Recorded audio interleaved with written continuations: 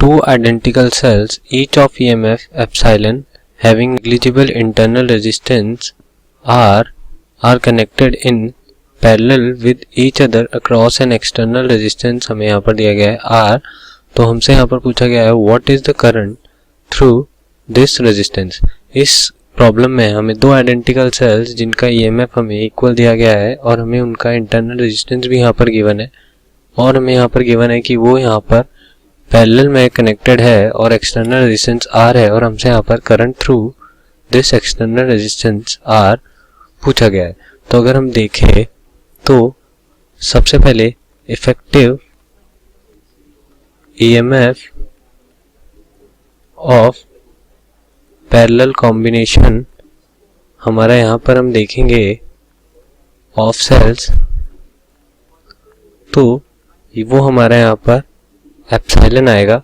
और total resistance of circuit अगर हम देखें तो टोटल रेजिस्टेंस यहाँ पर ऑफ सर्किट हमारा हम देखेंगे तो वो हमारा R है, because cells are negligible resistance. Cells का हमें यहाँ पर नेग्लिजिबल इंटरनल रेजिस्टेंस हमें दिया गया है। तो देयरफॉर अगर हम यहाँ से हमारा करंट निकालेंगे तो वो हमारा एप्सिलॉन अपॉन कैपिटल R हमारा यहाँ से करंट हमें मिल जाएगा और इस तरीके से हमारा ये प्रॉब्लम सॉल्व हो जाएगा। जो सर्किट दिया गया, जो दिखाया गया सर्किट में, उसको सर्किट को ऑब्जर्व करने के बाद कह रहा है कि stand for variable R dash. ये जो R डैश है ये हमारा वेरिएबल है, ठीक है। कह रहा है कि R dash can be vary from R0 to infinity.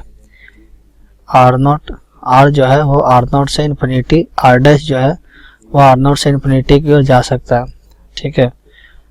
तो हमें पूछ रहा है कि vary from R0 to R is the internal resistance of battery, जहाँ स्मॉल r से बड़ा है, कैपिटल R काफ़ी बड़ा है और इससे काफ़ी बड़ा है जब वो R0 है, ठीक है। ये पता नहीं, हम देखते हैं ऑप्शन, उसके बाद सॉल्व करते हैं। स्मॉलर I R0, ये तो हमारा वोल्टेज हो जाएगा, ठीक है। तो हम सॉल्व करते हैं पहले क्वेश्चन, कंडीशन बाद में जब चेक करने को होगा तो देखा जाएगा। फिलहाल क्वेश्चन को सॉल्व करते हैं, ठीक है। तो हमारा करंट जो होगा वो करंट क्या होगा, I is equal to capital V दिया हुआ और ये पैरेलल में है, मतलब R dash upon R plus R dash और प्लस स्मॉल r, ये है, ठीक है। कह रहा कि R डैश जो है वो R0 से, ये बेसिकली जो R0 है ना, ये यहाँ पे R0 ना होकर के R होगा, तो ये R से इन्फिनिटी पर जा रहा, ठीक है, क्योंकि सब जगह R यूज किया है, वो R0 बस इसको R0 लिखना चाहिए था। ये जो R है ये R डैश होना चाहिए था और मतलब ठीक है, देख लेते हैं, कंडीशन को भी इग्नोर करते हैं। बेसिकली जो हमारा ये जो क्वेश्चन दिया गया है कि R जो है वो R0 से इन्फिनिटी की ओर जा रहा, ठीक है। तो ये R ही R0 के बराबर है, कोई R0 है नहीं, तो ये जो है यहाँ से इन्फिनिटी जा रहा। तो जब हम सोल्व करेंगे तो हमारा I क्या हो जाएगा, V अपॉन, अगर मानते हैं कि R डैश जो है वो मच देन R है, R से बहुत ज़्यादा बड़ा है, तो हम क्या लिखेंगे, ये R डैश जो है, तो R को इसमें जोड़ेंगे तो नेगलेक्ट इफेक्ट ही नहीं पड़ेगा, तो ये हमारा R डैश हो जाएगा, होगा प्लस स्मॉल r, तो यहाँ से R डैश कैंसिल हो जाएगा, तो ये V by capital R plus small r होगा, ठीक है। यहाँ पे ऑब्जर्व करने वाली बात ये है कि ओरिजिनल जो इक्वेशन था, ये जो इक्वेशन था, इसके द्वारा जो I फाइंड कर रहे थे, ठीक है, वो हमेशा इससे जो है, क्योंकि यहाँ पे हमने ये जब टोटल जो होगा R डैश प्लस समथिंग करेंगे तो ये तो छोटा होगा ना R से। यहाँ पे जो हमने R लिखा है, ये वाला, ये जो हमने R लिखा है वो इस टोटल में से करेंगे तो ये R स्मॉल होगा थोड़ा सा, तो यहाँ पर जो करंट आएगा, ठीक है, ये स्मॉल हो जाएगा तो नेट स्मॉल हो जाएगा, तो ये करंट बड़ा होगा, तो ये करंट I जो है वो जो होगा इससे, ये जो करंट हमने इसमें है ये हमेशा ऐसे होगा, ये छोटा होगा। तो हमारा कंडीशन हमने समझा दिया, तो I जो है वो मस्ट बी ग्रेटर देन या इक्वल टू होगा V by capital R upon small R. तो ये तो हमें एक इक्वेशन दिख गया कि ये हमारा एक इक्वेशन करेक्ट है, ठीक है। दूसरा इक्वेशन में क्या करा कि पोटेंशियल ड्रॉप भी चेक करना है। अगर आर वेरिड है, current through R dash is nearly constant, R dash varies, current I depends sensitively on R, मतलब हमें पोटेंशियल निकालना VAB। तो हमारा पोटेंशियल AB करंट जितना है इनटू हमारा जो पैरेलल जो है ये वाला पार्ट, ये रेजिस्टेंस। तो हम दो पैरेलल होता है तो हम जानते हैं कि R1 R2 upon R1 plus R2 होता है। तो R dash R plus R dash होगा। I का वैल्यू हमने ओरिजिनली निकाला था capital V by R dash upon R dash plus small r into R dash upon R plus dash, ये निकाला था, ठीक है। तो हम यहाँ जब इक्वेशन सॉल्व करेंगे तो V upon R dash plus R into R plus R dash, और ये फिर यहाँ से यहाँ ये कैंसिल हो जाएगा इंटू R डैश, ठीक है। ये हमारा बेसिकली V ऑफ AB है।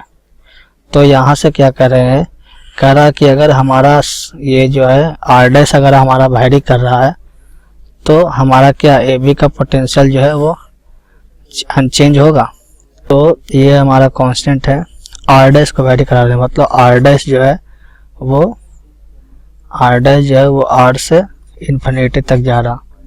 तो R डैश जैसे जैसे इंक्रीज कराते चले जाएंगे, ये क्या होगा, नेट जो होगा स्मॉल r, मानते हैं कि अगर R डैश हमारा मच ग्रेटर देन R हो जाएगा तो ये हमारा R डैश हो जाएगा। तो जब हम इसको ऐसे लिखेंगे तो ये हमारा R dash small r into R dash into R dash. तो यहाँ से जब सोल्व करेंगे तो V R plus small R dash और R डैश होगा। तो यहाँ से R डैश कैंसिल हो जाएगा, मतलब कि जब हमारा R डैश जो है बहुत बड़ा हो जाता है, मान के चलो नॉट एग्जैक्ट इन्फिनिटी, जब काफ़ी ज़्यादा हो जाता है R डैश का वैल्यू, तो हमारा VAB जो है वो VR upon capital R plus small r आता है, ठीक है। मतलब जब हम वेरी कराएंगे, जब बहुत ज़्यादा वेरी करा देंगे तो हमारा AB जो है वो नियरली कांस्टेंट हो जाएगा, क्योंकि capital V into capital R upon small r plus capital R आया है यहाँ, ये आया। तो इसका मतलब A भी हमारा करेक्ट है। B करा current through R dash is nearly constant and आज R वेरीज, नहीं तो ये तो हमने निकाला था ये वाला कि हमारा R वेरी करेगा, ठीक है। जब हमारा R वेरी करेगा डिफरेंट, ये हमने स्टार्टिंग में यहाँ पे जो हमने निकाला था करेंट, तो R डैश जब वेरी करेगा तो ये जितना वेरी करेगा ये काफ़ी ज़्यादा वेरी करेगा। तो ये जो है I करेंट जो है कांस्टेंट नहीं रहेगा। R डैश ये किसी भी जोड़ रहे हैं और ये उतना मल्टीप्लाई कर रहे हैं, तो अब है कि ये बढ़ता चला जाएगा, समथिंग जोड़ेंगे तो ये घटता चला जाएगा, मतलब करंट चेंज होगा, ठीक है। Current I depend sensitively on R, current I depend sensitively on R dash. Sensitivity जो है हमारा बेसिकली कहीं रेजिस्टिविटी कहीं दूसरा है, ठीक है। तो I तो रेजिस्टिविटी जो होता है 1/R के होता है, ठीक है, ये I पे डिपेंड नहीं कर, तो उस हिसाब से जो करंट जो है इस पे डिपेंड नहीं कर रहा। तो उस हिसाब से हमारा दो ऑप्शन करेक्ट हो जाएगा जिसने हमने गुड में मारा है, ठीक है। इसका सारा कैलकुलेशन जो है ये जो है सारा आराम से दिखाया गया, सारा एक एक चीज जो है क्लियर करके। हम अज्यूम कर रहे हैं कि let there be n resistors R1 से Rn तक, R मैक्स हमारा डिफाइंड है ऐसे और R min हमारा ऐसे। हमें शो करना है कि जब वो कनेक्टेड है पैरेलल में तो जो रिजल्टेंट रेजिस्टेंस है Rp वो R मिनिमम के इक्वल होगा, और जब वो कनेक्टेड है सीरीज में तब हमारा रिजल्टेंट रेजिस्टेंस Rs जो है वो ग्रेटर होगा R मैक्स से। तो पहला केस अगर हम लें जब वो कनेक्टेड है पैरेलल, तो जब ऑल रेजिस्टेंस जब हमारे कनेक्टेड होंगे पैरेलल तो हमारा जो Rp होगा वो इस तरीके से गिवन होगा 1/R1 plus 1/R2 until 1/Rn। अगर हम मल्टीप्लाई करें दोनों साइड आर मिन के साथ तो ये हो जाएगा R min by R P is equal to R min by R one plus R min by R two and so on till R min by R N. अब हमारा यहाँ आर एच एस पे है, वहाँ एक term exist करेगी जब हमारा आर मिन बाय आर मिन हमारा 1 हो जाएगा और बाकी की टर्म्स वही पॉजिटिव हैं। तो हम ये लिख सकते हैं यहाँ पे कि are min by R P जो है हमारा, ये पार्ट हमारा ग्रेटर देन 1 होगा, तो दिस इज ग्रेटर देन 1। तो उससे हम लिख सकते हैं कि हमारा जो आर पी होगा वो लेस देन होगा आर मिन से। तो हेंस प्रूफ कर दिया हमने फर्स्ट पार्ट। दूसरा पार्ट लेते हैं जब वो कनेक्टेड है हमारा सीरीज में। तो सेकंड में जब वो सीरीज कॉम्बिनेशन में होगा तो रिजल्टेंट हमारा हो जाएगा R1 प्लस R2 एंटिल हमारा Rn। अब RHS एग्जिस्ट करता है एक टर्म जिसमें रेजिस्टेंस हमारी मैक्स है। तो अगर हम इसको ब्रेक करके ऐसे लिखें कि R1 plus and so on plus R max plus हमारा सो ऑन टिल Rn, ये हो गया। तो Rs जो है वो हमारा ग्रेटर देन इक्वल टू हो गया R मैक्स, ठीक है। तो Rs जो है वो R मैक्स के इक्वल है R1 प्लस Rn। तो जो हमारा ये है कि ग्रेटर देन होगा, ये हमारा प्रूफ हो गया कि अगर हम इसे कॉमन लेके हम इस तरीके से लिख सकते हैं कि हमारा जो R मैक्स होगा ये हमारा इक्वल तब होगा जब ये मल्टीप्लाइड होगा R1 plus R2 and so on से। Thank you. Temperature coefficient of resistivity, उसका एसआई यूनिट और फिर हमें प्लॉट करना है resistivity of copper with temperature, ठीक है। तो रेजिस्टिविटी जो होता है, कोएफिशिएंट ऑफ रेजिस्टिविटी जो होता है हमारा, उसे हम अल्फा से डिनोट करते हैं। ये हमारा कोएफिशिएंट ऑफ रेजिस्टिविटी होता है, ठीक है। ये जो है एक कोई कांस्टेंट होता है, ये कांस्टेंट, ठीक है। और ये बताता है कि टेम्परेचर बढ़ाने पे मटेरियल का रेजिस्टिविटी बढ़ेगा या घटेगा, ठीक है। तो टेम्परेचर कोएफिशिएंट जो है वो बेसिकली जो टेम्परेचर कोएफिशिएंट जो है बेसिकली ये डिफाइन करता है कि how temperature changes is going to affect the resistivity of material, ठीक है। मतलब कह रहा है ये जो कोएफिशिएंट ऑफ रेजिस्टिविटी जो डिसाइड करता है कि मटेरियल का रेजिस्टिविटी जो है वो इंक्रीज करेगा या डिक्रीज करेगा।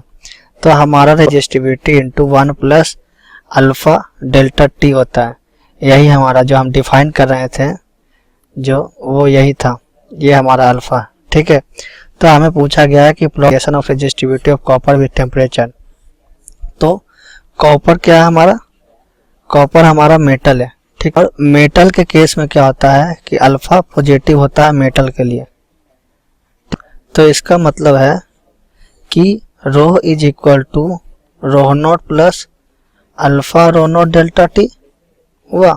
तो हमें टेम्परेचर और रेजिस्टिविटी के बीच में, रेजिस्टिविटी और टेम्परेचर के बीच में ग्राफ प्लॉट करने के लिए कहा है। तो ये कुछ इस तरह से नहीं है, y is equal to m, ये हमारा टोटल x प्लस है ये कुछ। तो इसका मतलब ये हमारा y है और y हमारा रो है, ठीक है। और ये हमारा टेम्परेचर है। तो हमारा y is equal to mx plus c, ये हमारा स्ट्रेट लाइन है। तो इसका मतलब है, और इसका कोएफिशिएंट जो है वो पॉजिटिव है, तो इसका स्लोप भी पॉजिटिव है। मेटल है तो इसका स्लोप पॉजिटिव है और सम सी से ये जाएगा। तो इसका कुछ इस तरह से स्ट्रेट लाइन जो है ये जाएगा, ठीक है, जिसका स्लोप हमारा ये अल्फा हो जाएगा। ये हमारा ग्राफ होगा। Thank you. एक्टिविटी होगा ऑफ द कॉम्बिनेशन, यानी सीरीज। क्वेश्चन में हमें कहा जा रहा है कि दो वायर है हमारे पास जिसका डायमेंशन क्या है, सेम है, और रेसिस्टिविटी लेमडा रो 1 और रो 2 है, और इन्हें सीरीज में कनेक्ट कर दिया गया है। तो हम लोगों से पूछा जा रहा है जो इक्विवेलेंट रेसिस्टिविटी होगा ऑफ द कॉम्बिनेशन, यानी सीरीज कॉम्बिनेशन का, वो क्या होगा। और ये 4 कॉम्बिनेशन हमें यानी 4 ऑप्शंस हमें दिए गए हैं जिनमें से हमें राइट ऑप्शंस चूज करनी है। ठीक है, तो चलिए अब सॉल्यूशन पे चलते हैं हम लोग। सॉल्यूशन जैसे हमें क्या बोल रहा है कि ये 2 बायर है हमारा, ओके, ये 2 बायर है, एक हो गई और ये दूसरी बायर हो गई, ओके, ये हमारी दूसरी बायर है। तो क्या बोल रहे हैं ये कि इनका जो डायमेंशन है हमारा वो क्या सेम है, यानी एल भी सेम है, ये भी सेम है, और अदर डायमेंशन यानी एरिया भी सेम है दोनों का, ए है, ओके। अब बोला जा रहा है कि इन्हें सीरीज में कनेक्ट कर दिया गया। ठीक है, तो इनका जो इक्विवेलेंट होगा, अगर इन्हें हम लोग R1 मानते हैं, इसे R2 मानते हैं, ठीक है, इसे R2 मानते हैं, तो हमारा जो R इक्विवेलेंट होगा इस सीरीज कनेक्शन का, सीरीज में है ये, तो इसका जो R इक्विवेलेंट होगा हमारा क्या हो जाएगा, equals to R1 plus R2, okay.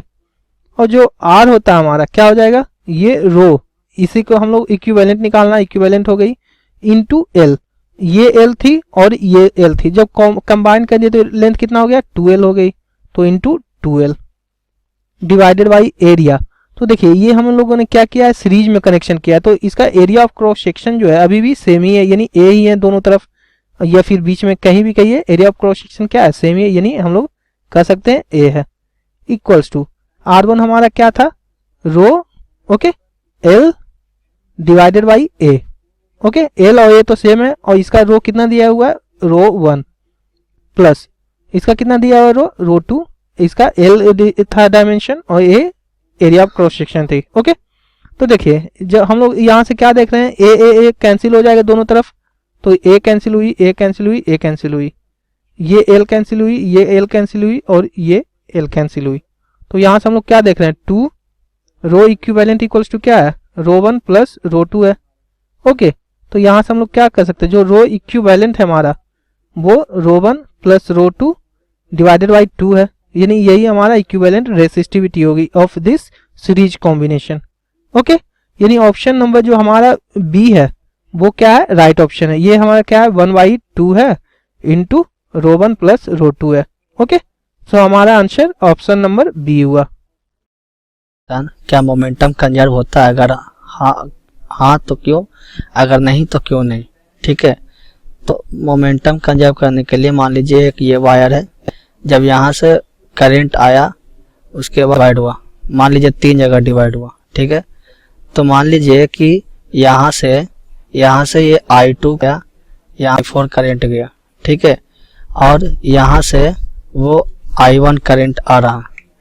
तो क्वेश्चन में पूछ रहा कि कंजर्व होगा, तो हम लोग का आंसर होगा कि मोमेंटम कंजर्व नहीं होगा, तो हमारा आंसर जो है वो नो होगा, नॉट कंजर्व होगा। क्यों, जब ये चार्ज यहाँ फ्लो करेगा, मान लीजिए Q1 कर रहा है, यहाँ Q3 फ्लो कर रहा है, सॉरी Q2 है तो यहाँ Q2 फ्लो कर रहा, यहाँ Q3 फ्लो कर रहा, और यहाँ Q4 फ्लो कर रहा, ठीक है। तो Q1 जब इधर फ्लो हो रहा है तो बी ड्रिफ्ट भी इसका इसी डायरेक्शन में बी ड्रिफ्ट, और इलेक्ट्रिक फील्ड का भी डायरेक्शन जो है इधर ही है, ठीक है। लेकिन इस केस में इलेक्ट्रिक फील्ड का डायरेक्शन, अब इधर इलेक्ट्रिक फील्ड का डायरेक्शन, और इसमें इधर है इलेक्ट्रिक फील्ड का डायरेक्शन। तो इलेक्ट्रिक फील्ड जो होता है इस पॉइंट पे क्या होगा, इलेक्ट्रिक फील्ड इस पॉइंट पे की कंजर्व नहीं होगा, मतलब एक इस डायरेक्शन में इलेक्ट्रिक फील्ड है, अब इतने सारे डायरेक्शन में हो गया, तो हॉरिजेंटल डायरेक्शन में इलेक्ट्रिक फील्ड हमारा वेक्टर क्वांटिटी है, तो मान लीजिए ये है, तो इसका हॉरिजेंटल कंपोनेंट जो होगा, ठीक है, इसका वर्टिकल, इसका हॉरिजेंटल, इस वाले का हॉरिजेंटल कंपोनेंट और वर्टिकल कंपोनेंट, और इस वाले का वर्टिकल और हॉरिजेंटल कंपोनेंट। यहाँ जब हम कंपोनेंट जंक्शन पे देखेंगे तो ये हमारा कंजर्व नहीं होगा, ठीक है, क्योंकि मोशन। तो इस तरह से क्या होगा कि हमारा इलेक्ट्रिक फील्ड जो है भी ड्रिफ्ट हमारा कांस्टेंट होता है हर जगह, करंट का भी वेलोसिटी ऑफ ड्रिफ्ट होता है वो कांस्टेंट होता है हर जगह, यहाँ भी कांस्टेंट, यहाँ जो यहाँ होगा यही होगा।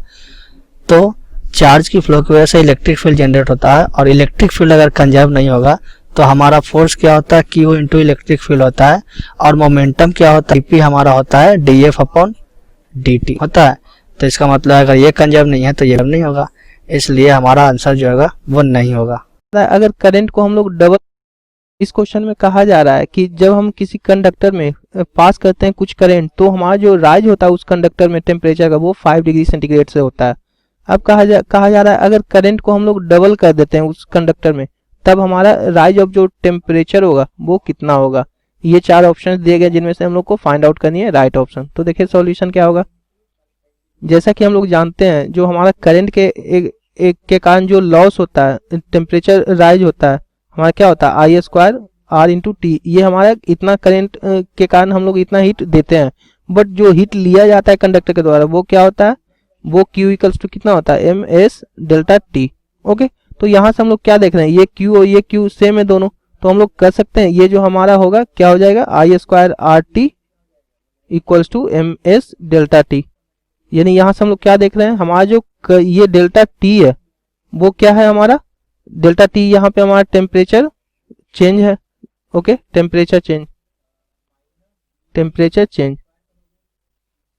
ओके, तो डेल्टा टी हमारा क्या हो गया, directly proportional to I square हो। ओके, तो अब देखिए अब क्या कर रहा है क्वेश्चन में हमारा कि जो हमारा करंट है वो क्या किया गया है, डबल कर दिया गया है। तो अगर करंट को हम लोग डबल करेंगे तो ये जो ओवरऑल है हमारा वो कितना हो जाएगा, 4 टाइम्स हो जाएगा, इंटू 4 टाइम्स। यानी हमारा जो टेम्परेचर कह सकते हैं वो कितना का चेंज होगा, 4 टाइम्स का चेंज होगा। तो जैसा कि हम लोग जानते हैं एज जो इनिशियली था हमारा, इनिशियली जो हमारा टेम्परेचर है, टेम्परेचर राइज है हमारा डेल्टा T1 वो कितना दिया हुआ है हमारा 5 डिग्री सेंटीग्रेड दिया हुआ है। ओके, तो हम लोग कह सकते हैं सो डेल्टा T2 जो होगा हमारा कितना होगा 4 टाइम्स ऑफ डेल्टा T1, यानी हमारा कितना हो जाएगा 20 डिग्री सेंटीग्रेड। यानी हमारा जो ऑप्शन नंबर सी है वो राइट ऑप्शन है। वीडियो में देखेंगे हम क्वेश्चन जो कि रिलेटेड है कॉम्बिनेशन ऑफ सेल से। ठीक है, तो क्वेश्चन में क्या पूछा है, एक 10 वोल्ट की बैटरी है और एक 2 वोल्ट की बैटरी है। एक 10 वोल्ट 2 वोल्ट की बैटरी है, इसका इंटरनल रेजिस्टेंस दे रखा है 5 ओम, इसका इंटरनल रेजिस्टेंस 10 ओम और एक एक्सटर्नल रेजिस्टेंस R है। अब हमें क्या बोला है, find the effective voltage and ये इफेक्टिव होगा। ठीक है, effective voltage and effective resistance of combination. ठीक है, तो इस पूरे सर्किट की जगह हमें एक बैटरी लगानी है, उसका इफेक्टिव ईएमएफ बताना है, और इस पूरे सर्किट मतलब इस दोनों रेजिस्टेंस की जगह हमें एक रेजिस्टेंस बनाना है, उसका आर इफेक्टिव बताना है। ठीक है, तो आइए इसे सॉल्व करते हैं। अब इसे सॉल्व करने के 2 मेथड हैं, या तो हम किरचॉफ लॉ से सॉल्व कर लें या फिर डायरेक्ट पैरेलल कॉम्बिनेशन का फॉर्मूला यूज कर लें। तो हम पैरेलल कॉम्बिनेशन का फॉर्मूला यूज कर लेंगे। ठीक है, जो कि क्या होता है, वो होता है E1 into R2 plus E2 into R1 upon R1 plus R2। ये क्या हो गया, E इफेक्टिव। ठीक है, मतलब पैरेलल कॉम्बिनेशन में अगर सेल लगे हैं तो उसका इफेक्टिव ईएमएफ ये होता है।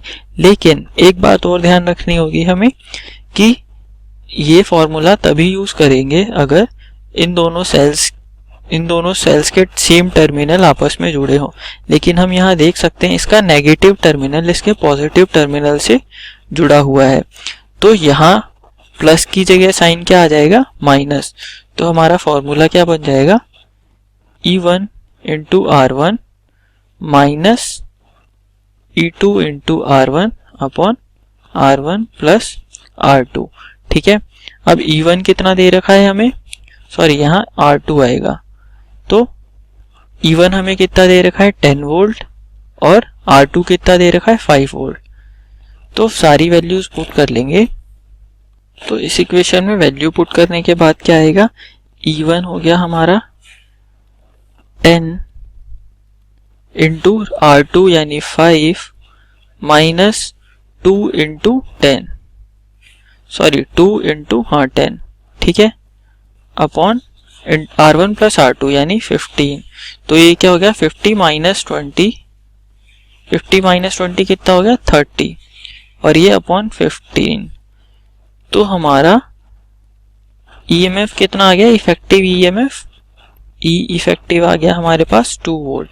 ठीक, अब एक बात और ध्यान रखने वाली है कि इसमें जो ये पॉजिटिव टर्मिनल है इसका इस साइड है और नेगेटिव टर्मिनल इस साइड। ऐसा क्यों, ऐसा इसलिए क्योंकि हम यहाँ देख सकते हैं जो पॉजिटिव टर्मिनल बड़ी बैटरी का है जिसका वोल्टेज 10 वोल्ट है उसका इस तरफ है, तो हमेशा पॉजिटिव टर्मिनल उसी तरफ बनाना है जिस तरफ बड़ी बैटरी का पॉजिटिव टर्मिनल है। ठीक है, समझ गए? तो इसलिए पॉजिटिव टर्मिनल, और इसका इफेक्टिव ईएमएफ कितना आया 2 वोल्ट। ठीक है, अब हम क्या निकाल लेते हैं, इफेक्टिव इंटरनल रेजिस्टेंस।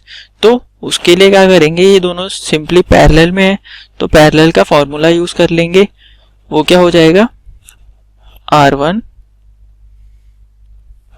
तो R इफेक्टिव जो हो जाएगा वो कितना हो जाएगा, R1 into R2 upon R1 plus R2। ठीक है, तो R1 हमें कितना दे रखा है 10 इंटू 5 अपॉन 15, तो ये क्या हो जाएगा 3, और 10 डिवाइडेड बाई 3 यानी 3.33 ओम। तो हमारा R इफेक्टिव कितना आ गया, ये जो R इफेक्टिव है वो कितना आ गया 3.33 ओम। और ये R रेजिस्टेंस हमें कितना दे रखा है, इसकी वैल्यू नहीं दी, तो ये R ही ओम रहेगा। ठीक है, thank you for listening guys. Is how does the mobility of electron in a conductor change if potential applied across a conductor is doubled, keeping the length and temperature of a conductor constant? So हमें पता है जो electron mobility होती है, electron mobility may be defined as, अब हम बात करेंगे इलेक्ट्रॉन मोबिलिटी की। Electron mobility may be defined as drift velocity per unit electric field. Per unit electric field is known as electron mobility. तो अब हमें पता है जो इलेक्ट्रिक फील्ड होती है उसको हम लिख सकते हैं v डिवाइड अपॉन में L। Now substitute the value v is equal to, so drift velocity will be equal to vd divide upon में v, एंड ऊपर हमारे पास जाएगा L। तो यहाँ से जो ड्रिफ्ट वेलोसिटी है वो इनवर्सली प्रोपोर्शनल होगा v के। तो क्वेश्चन में के अकॉर्डिंग उसने हमसे बोला है कि if the potential difference applied across conductor is double, अगर हम पोटेंशियल अप्लाइड को डबल कर दें और लेंथ हमारे पास कांस्टेंट है, temperature of a conductor constant and temperature of a conductor constant, तो उसे जो हमारे पास जो मोबिलिटी है उस पर क्या इफेक्ट पड़ेगा। तो इट मीन्स हमारे पास जो जैसे अगर हम इसको चेंज करें या फिर इसको डबल करें तो हमारे पास ये क्या हो जाएगा, रिड्यूस होगी, क्योंकि वो इसके डायरेक्टली इनवर्सली प्रोपोर्शनल है। अब क्वेश्चन में ये है कि अगर हम इसको डबल करें, if potential difference applied conductor is double, mobility will became half, because क्योंकि ये जो इनवर्सली प्रोपोर्शनल है, यहाँ से हम देख सकते हैं कि जो ड्रिफ्ट वेलोसिटी है वो v के इनवर्सली प्रोपोर्शनल है। तो अगर हमने यहाँ पे v डैश सपोज किया तो ये मेरे पास म्यू डैश होगा, तो जो v डैश है वो हमने क्या किया, इसको डबल किया है 2 टाइम ऑफ v। तो यहाँ से देख सकते हैं जो ड्रिफ्ट वेलोसिटी है वो कितना होगा 1 अपॉन में 2v, और 1 अपॉन v हमारे पास क्या था vd। तो इट मीन्स जो हमारे पास जो ड्रिफ्ट वेलोसिटी होगी वो नई ड्रिफ्ट मोबिलिटी होगी वो हाफ होगी फर्स्ट की।